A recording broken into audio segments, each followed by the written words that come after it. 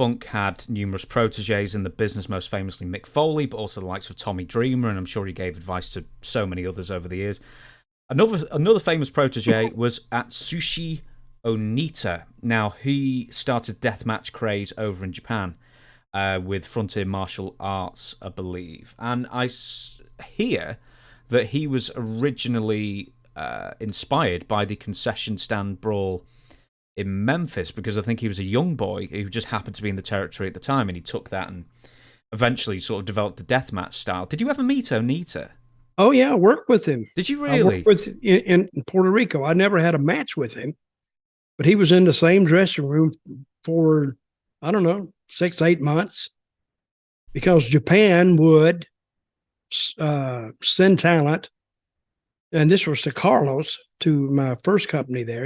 He would send talent, but their connection was another guy that I mentioned, Victor Quinones, who ended up starting another group in Puerto Rico in the 2000s. And that did, now I booked for him. We did very, very good. But Onita, I think when you're talking about the Memphis, what is it? The concession stand brawl. There's mustard everywhere. But I don't think he was in the territory at the time. But I think the tape made its way around, and he saw that. And that's what I'm trying to say, that sometimes you see things and that's easy to tell a story about, because it's out of the ring. It's in a kind of a place you don't expect a fight to go on.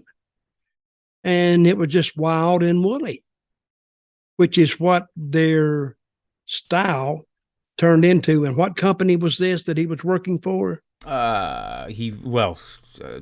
one are you talking about? The one that the deathmatch one from the 90s. That's Frontier Martial Arts, where FMW. Where was he?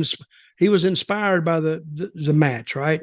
What was the name of the company he worked for in Japan that did all that wild stuff? FMW. Okay. It was his company, I believe. Yeah. Yeah. And they did all kind of crazy stuff. And they used funk a lot. And they did the exploding bombs. That was for Victor Quinones' IWA. Funk did work for FMW.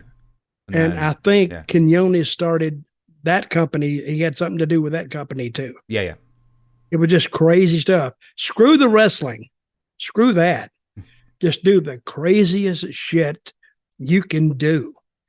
Didn't they have the match on the island one time? Nobody else was on the island except these two guys and a camera crew. Do you know who that was? That wasn't even like a deathmatch company. That was Antonio Inoki and somebody. Okay. That was in New Japan. But good idea.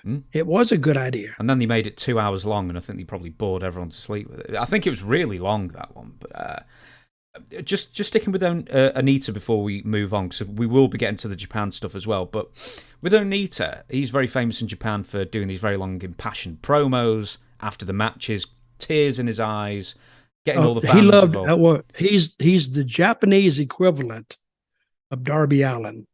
He loved wrestling. He really did. Yeah, but he paid himself. when he would cry, those were real tears.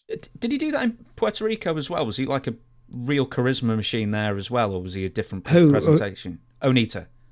Hell no. He was a heel. No, he was just being a Japanese heel. He didn't get a lot of opportunity in Puerto Rico to show what he could do. Every time I saw Onita, he looked like he was mad at the world.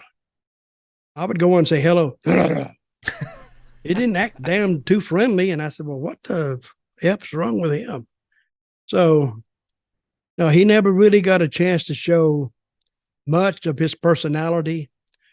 And I would think Puerto Rico would be a bad place to even try to show it, because they had their own set way of doing things. And they weren't going to listen to him because he was a real young kid then.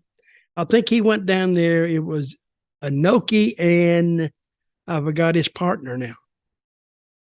Now, he worked up to about, 10 years ago, I think. I can't remember his name. But he was, and they had a team. I forgot what they were even called. Are you looking it up? Yeah, I'm not going to find it. Onita's still working now, by the way. Sort of like Edge style here and there.